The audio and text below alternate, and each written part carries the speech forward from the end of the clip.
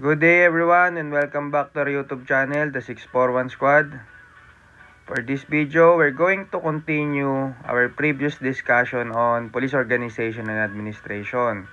Yung last topic na diniscuss natin doon is yung difference between old concept and modern concept of police service. Okay, for this particular video, tutuloy natin siya doon naman sa history. No, particularly yung mga laws before the advent of Philippine National Police. Okay. So, ayan, Philippine Policing System. Okay, so simulan natin sa Act number 70. Kung mapapansin mo, Act pa lang siya, hindi pa Republic Act. Kasi nga, that time, noong January 9, 1901, hindi pa naman ganap na republic ang Republic of the Philippines. Kaya Act number 70 lang yan. Okay? Mahalaga yung sinabi ko na yun kasi baka mamaya lumabas sa board. What law created the Metropolitan Police Force of Manila? Tapos letter A, Act 70, letter B, Republic Act 70. Ang na-memorize mo, 70. Kaya lang, nalito ka kung Act ba yun o Republic Act. O baka sumagot ka rin Commonwealth Act. Hindi rin po yun yung tamang sagot. The answer should be Act number 70. Okay. So, wala pang discussion. May tanong na kagad, ano? Okay, discuss natin kung ano ba yung Act 70. Yung Act 70 is what we known as Metropolitan Police Force of Manila, which was enacted last January 9, 1901. Okay, kaya nga, kung mapapansin nyo, nagkakaroon tayo ng anniversary of Manila's Finest every January 9 kasi nga na-create tong Metropolitan Police Force of Manila last January 9, 1901. Okay? Next dyan is yung Act 175. Ito naman yung tinatawag natin na an act providing for the organization and government of an insular constabulary. Okay, alam naman natin na sinakop tayo ng Spaniards, then later on American. So, itong Act 175 nito ay ruled under the American regime. Okay, so syempre tayo, naghahangad tayo na magkaroon tayo ng Philippine Independence. Kaya nga nung Act 225, nirename, instead of Insular Constabulary, nirename yung Insular to Philippine. Kaya siya tinawag na Philippine Constabulary. Okay, kung mapapansin nyo, ilang months lang yung lumipas. Yung Act 175 is August 8, 1901. Then, after a few months, napalitan na siya ng Philippine Constabulary, which is on October 3, 1901. At ang first chief of PC or Philippine Constabulary ay si Captain Henry Allen. Okay. Kung mapapansin nyo, first chief of Philippine Constabulary, mamaya ipapakita ko sa slide na kung saan magkaiba po yung first chief tsaka yung first Filipino chief. Kasi si Captain Henry Allen po, gaya na nasabi ko kanina, during American regime kasi itong Act 175. So, meaning to say, si Captain Henry Allen ay hindi po yan Pilipino. In fact, pinanganak nga po siya sa United States of America. So, dahil sinusunod nila yung Jus Soli or Jus Soli, so definitely, Amerikano po si Captain Henry Allen. Okay. After Act 175, ang mahalaga pang law na dapat nating alamin is yung Act 183 or yung tinatawag natin ngayon na Manila Police Department, which is enacted last July 13, 1901. At ang first chief of MPD ay si Captain George Carey. Kaano-ano siya ni Step? Hindi ko rin po masabi. Okay, ang mahalaga lang dyan, alam mo na si George Carey ay hindi Pilipino. Kasi mamaya, ipapakita natin kung sino yung first Filipino chief ng MPD. Okay, after Act 183, nagkaroon na tayo ng Republic Act 4864. O yung tinatawag nating Police Act of 1966. Alam nyo po, marami pong nagkakamali rito. Kapag ka dinidiscuss ko to ito sa klase, sinasabi ko yung Republic Act 4864, tatanungin ko yung estudyante, ano nga bang tawag natin dito? Meron pong sisigaw na isa dyan ang sasabihin nila, NAPOLCOM. Mali po yun. Halimbawa po, tanungin kayo sa board exam, Republic Act 4864 is otherwise known as blank. Choices, A. Polcom or Police Commission, B. NAPOLCOM or National Police Commission, C. Police Act of 1966, D. None of the above. Okay? So, marami pong sumasagot ng NAPOLCOM, letter B. Mali po. Pag ang tanong sa inyo, Republic Act 4864 is otherwise known as blank, the answer should be Police Act of 1966. Hindi po Polcom, hindi po NAPOLCOM.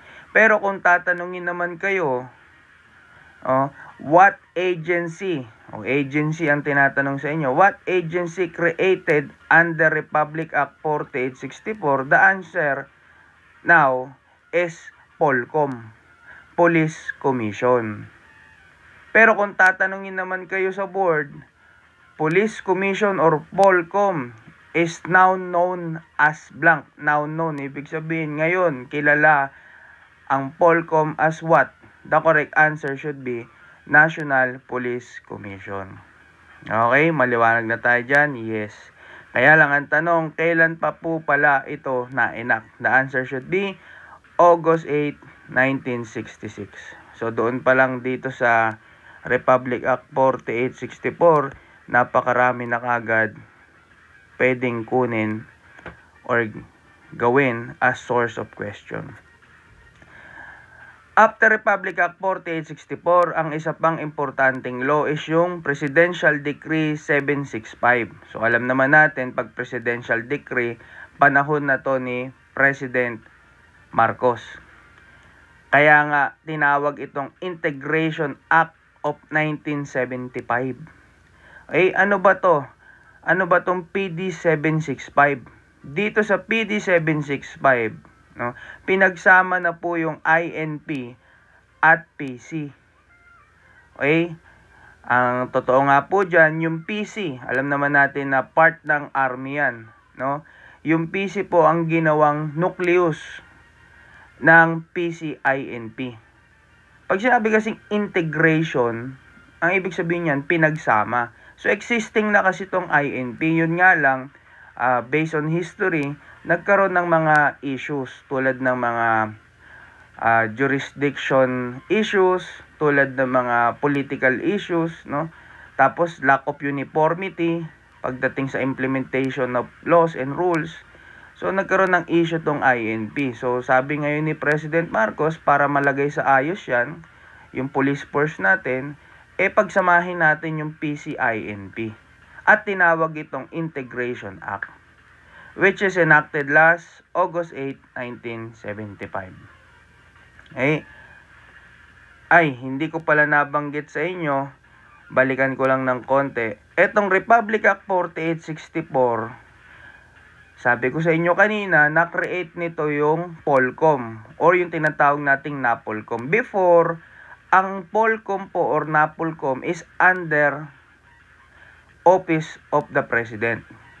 But because of PD 765, tinransfer na yan.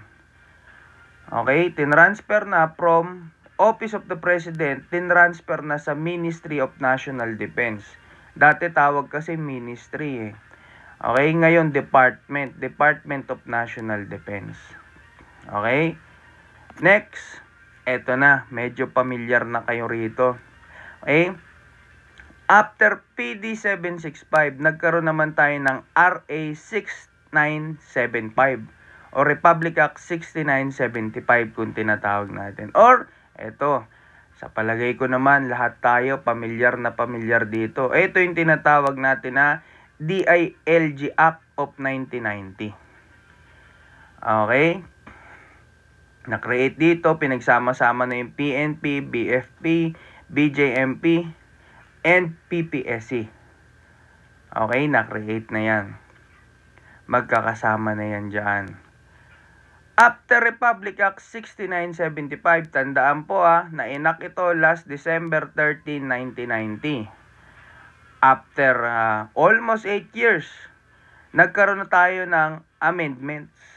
At yun yung Republic Act 8551 na tinatawag nating Philippine National Police Reform and Reorganization Act. Meaning to say, sabi ko sa inyo kanina sa Republic Act 6975, merong tatlong agency, actually department, na na-create under Republic Act 6975. Ano yon? Yung PNP, BFP, and BJMP. Tatlo yun. Okay? Pero pagdating sa Republic Act 8551, isa lang ang nireorganize nila at nireform. Ano yun? PNP lang. Okay? PNP lang. Kailan na-enact ito? February 25, 1998. So, ito pong date na to, sa lahat ng date na binanggit natin previously, ito lang po yung pinaka-importante na wag nyong kakalimutan at baunin nyo pagdating sa board exam. Itong December 13, 1990 at yung February 25, 1998. Kasi baka mamaya tanungin kayo sa board, Republic Act 6975 is otherwise known as DILG Act of 1990 when it was enacted. Tapos choices are A. February 25, 1998, B. December 13, 1990. Okay, so at least as early as now, you can now familiarize yourself with regard to date. Let's continue further. Kung tanungin kayo sa board, what is the latest law amendment of Philippine National Police? The answer should be Republic Act 9708. Ito yung tinatawag ko na 15.5. Okay? Bakit 15.5, sir? Sige, explain ko yan. Sabihin ko muna kung kailan na-approve ito. Na-approve ito last August 12, 2009. Okay. Bakit 15.5, sir, yung binabanggit mo kanina? 15.5 kasi tatandaan nyo na under this law, ang pinaka-highlight dito is yung kailangan lahat ng pulis in service or yung mga mag-a-apply pa lang, kailangan tapos sila ng 4 years course. Any 4 years course. Meron silang bachelor's degree. Otherwise, matatanggal sila sa PNP kung in-service na sila, nasa serbisyo na sila, or hindi sila makakapag-apply sa PNP kung hindi sila tapos ng 4 years course, any 4 years course. Yan yung batas na yan. Okay? Kasi nga, di ba, sabi nga ng Republic Act 8551, kailangan i-reorganize natin ang PNP. Ilagay natin sa ayos. Gandahan natin ang pulis natin para maging maganda rin ang serbisyo. Okay? Kaya lang, sa mga previous laws kasi natin, hindi namang importante tapos ka ng 4 years course. Okay? Kaya nga, kinonsider ng Republic Act 9708 na yung mga nakapasok dati na hindi pa tapos at yung mga ngayon na gustong mag-apply gamit yung 72 units nila, hindi na pwede yan, sabi ng Republic Act 9708. Kailangan mag-aral sila. Kung ikaw daw ay in-service na, nasa serbisyo na, kailangan mong tandaan yung 5. Ano yung 5? 5 years. Kailangan magtapos ka ng 4 years course. Okay? Kung hindi, ikaw ay mateterminate or masiseparate. Yan yung nakalagay sa batas. Okay?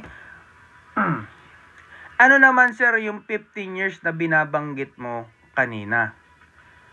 Okay? Ano naman yung 15 years na binabanggit mo kanina? Yung 15 years naman, yun yung exception. Sabi natin, ulitin ko lang. Kung binibigyan ka ng 5 years para tapusin yung 4 years course mo. Kung hindi, ikaw ay mare-retired or mate-terminate. Okay? Ikaw ay mare-retired or mate-terminate. So, ano naman yung 15 years na exception? Ang exception dyan, kung ikaw ay more than 15 years in service na, hindi mo na kailangan mag-aral. Pero kung below 15, kailangan mo pang tapusin yung 4 years mo. Ulitin ko para mas maliwanag. Kung hindi ka tapos ng pag-aaral, gumamit ka ng 72 units, nakapagpulis ka, binibigyan ka ng 5 years ng Republic Act 9708 para tapusin yung pag-aaral mo.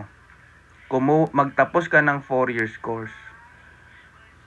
Okay? Kung hindi mo yan matapos, ikaw ay mati-terminate or kailangan mo nang mag-retard. Lahat po ba sakop nito? Lahat ng hindi tapos ng 4 years na in service police officer? The answer is yes. Is there any exception? The answer is yes. The exception is if you already rendered at least or more than 15 years of service, hindi mo na kailangan pang mag-aral. Exempted ka na. Pero kung below 15 years pa lang ang serbisyo mo sa PNP, kailangan mo pang mag-aral. Okay, kaya siya tinatawag na 515. Okay. Now, i-discuss naman natin yung mga important personalities under our police policing system. Okay, now, number 1, si Brigadier General Rafael Crame. Kanina, maaalala nyo, si Henry Allen, yung diniscuss natin na first Chief of Philippine Constabulary. Paano naman kung tanungin kayo sa board, who is the first Filipino Chief of PC? The answer should be Rafael Crame. That is the reason kaya ang national headquarters ng PNP was taken or tinawag na Crame because it was taken from his surname. The surname of first Filipino Chief of PC, who is Rafael Crame. Okay. Kanina diniscuss natin, proceed na tayo sa number 2. Diniscuss natin ang first Chief of MPD ay si Captain George Carey. Paano kung tanangin naman kayo sa board, who is the first Filipino Chief of MPD? The answer should be Colonel Antonio Torres. Okay? Next is Colonel Lamberto Habalera. Sino naman to? Ito naman yung first Chief of Police ng MPD after Philippine independence from USA. And the next one is first Chief of PNP. Okay? Yan ay si General Cesar Nazareno. Okay, it is just a sort of memorization. So, it's up to you. Pero ako, ang tip ko, nire-relate ko sila sa mga taong kakilala ko. Okay, so kung may kapitbahay ka, pangalan Antonio, tandaan mo na, siya yung first Chief of MPD and so on and so forth. Okay, discuss natin ng konti yung Republic Act 6975. Dati po, ang tawag sa kanya ay Department of Local Government lang. Okay. So, ito yung kanyang composition. Okay. Okay. Tanungin kayo sa board, what is the highest position under the DILG or who is the head? Okay? Of the DILG. The answer should be Secretary. Marami pong nalilito rito eh. Bakit Secretary, head ng DILG? Di ba pag Secretary, tauhan lang yan ng President? Tama ka. Tama naman po. Ang head ng bawat department ay Secretary. Bakit Secretary? Kasi Secretary sila ni President of the Philippines.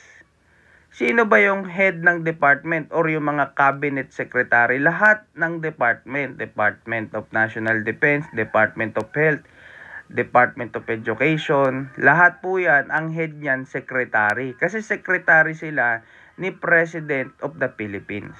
Okay? Kaya again, kung tanongin kayo sa board, what position is the highest in the Department of Interior Local Government? Or DILG is headed by what position? The answer should be secretary. Next question. What is the tenure of office? Or gaano katagal maninilbihan itong secretary? Lagyan ko ng konting pampagulo choices. A, 4 years. B, 6 years. C, at the pleasure of the President. D, none of the above. The answer is C, at the pleasure of the President. Meaning to say, hanggat gusto ka pa ng Presidente na manatili dyan, ikaw pa rin ang Secretary. Okay? Yan ang ibig sabihin ng at the pleasure of the President. Okay, si Secretary ay merong 2 Undersecretary at meron siyang 3 Assistant Secretary. Sino nga ba yung 2 Undersecretary niya? Yan yung undersecretary niya sa number 1, local government. At yung number 2, undersecretary niya sa peace and order. Ang sabi rito, pinakamahalaga, pwede po ba na ikaw, halimbawa, nakapag-retired ka, ang rango mo ay general, no? Ikaw ay nakapag-general sa Philippine National Police. Kaya lang, hindi ka makontento na tumatanggap ka lang ng retirement benefits. Sabi mo, ayoko ng ganito, naiinip ako sa bahay, gusto kong magtrabaho.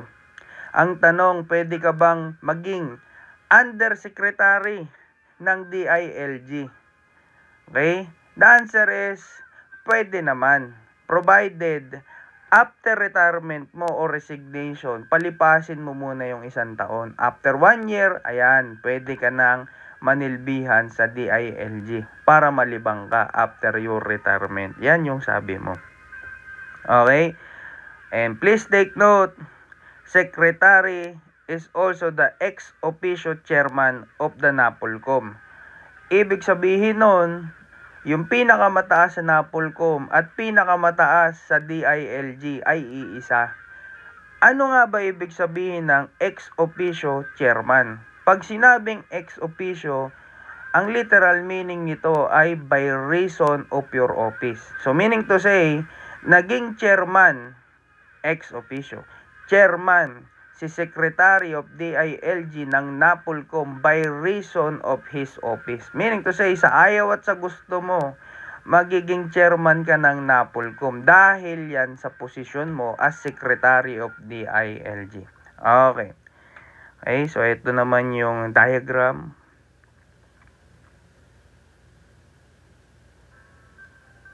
Okay. Okay, so under Republic Act 6975, mahalaga to. Ang AFP, ang in charge sa external security, meaning to say, pag may mananakop sa atin, ang bahala dyan, ang AFP. Okay, at ang DILG naman ang in charge sa internal security. At tatandaan naman natin, ang PNP is under DILG, kaya ang PNP ang merong focus when it comes to internal security. Kaya mga nagpapatrolya sa atin, kung mapapansin mo, mga polis. Okay? Pero kapag ka merong threat sa labas ng bansa, ang may concern naman yan, primarily, ay ang AFP. Bakit sinabing primarily? Kasi under Republic Act 8551, ang may primary responsibility when it comes to suppression of insurgency, ibig sabihin ng insurgency, merong kaguluhan, no? Merong mga nananakop sa atin. Ang may focus niyan daw ay ang AFP. Ano naman ang purpose ng DILG or ng PNP? Ang sabing ganon, support. Kaya ko sinabi kaninang primarily. Okay? So, AFP, ang may primary concern ng external security at ang PNP naman ay support. Next. Tapos na tayo sa DILG, highlights ng DILG. Let's proceed now to NAPOLCOM. Pakitandaan, NAPOLCOM is an attached agency to the DILG for policy coordination. At ang pinakamahalaga na laging lumalabas sa board, it has an administrative control and operational supervision over the PNP. Okay? Ito po ang tatandaan nyo dyan. Madalas matanong yan when it comes to NAPOLCOM issue. So, ito naman yung kanyang organizational chart. Okay. How many regular commissioners are there in the NAPOLCOM? The answer should be 4 regular commissioner. Okay, tatandaan nyo po kung kanina ang ex-officio chairman ng NAPOLCOM ay sino? Secretary of DILG or SILG. Pag tinanong naman kayo sa board, who is the ex-officio member of the NAPOLCOM? The answer should be Chief PNP. Just the same, si Chief PNP ay naging miyembro ng NAPOLCOM by reason of his office. Kaya ex-officio. Kung kanina sa DILG or rather to say SILG, ang tenure of office niya ay at the pleasure of the President. Pagdating sa NAPOLCOM, ilan ang tenure of office? The answer should be 6 years. After 6 years, pwede pa ba siyang ma-appoint uli? The answer is no, because without reappointment or extension. Bawal po yun. Okay? Sabi ko kanina, merong 4 na regular commissioner. Please take note na tinatanong po yung mga qualification ng 4 na regular commissioner na yan. Tandaan nyo po na yung 3 ron, kailangan civilian. Ano ibig sabihin ng civilian, sir? Sabi rito, it is neither active nor former member of PNP or AFP. So, hindi ka nanilbihan sa AFP or PNP. Okay? Para maging regular commissioner ka. Yung 3 yun ha. Yung 3. Kasi yung isa, yung pang-4, kaya 4th, yung pang-4 daw, pwede naman na dati kang active or retired member of AFP or PNP. So, ibig sabihin ba nito, sir, habang pulis ako, pwede ba ako maging regular commissioner ng NAPOLCOM? The answer is yes. Provided, kung active member ka, automatically resign ka na once you are appointed. Yan yung sinasabi natin dyan. Okay? So, alam na natin yung 4 na yun, ano? 3 civilian, 3 civilian, 1 may knowledge sa law enforcement. Okay? Para equal. Sir, ano po ba yung 4 na yan? Lalaki po ba or babae? Or pwedeng halo? The answer is pwedeng halo. Pero sabi ng batas natin, dun sa 4 na yon, kahit isa man lang daw. At least kahit isa man lang daw ay babae. Okay? So at least 1 is a woman. Paano, sir, kung 2 sila or naging 4, puro babae, pwede po ba yun? The answer is yes, kasi sabi lang naman at least. Okay, kung lumagpas dyan, okay lang din. Ang importante, at least merong isa. Okay? So, dun sa 3 regular commissioner na yon, pipiliin dun yung vice chairperson. Kung tanungin kayo uli sa board, ulitin ko yung tanong ko kanina. Okay? What is the highest position in the DILG? Or who is the head of the DILG? The answer is secretary. Paano kung tanungin kayo sa board, who is the executive officer of the NAPOLCOM?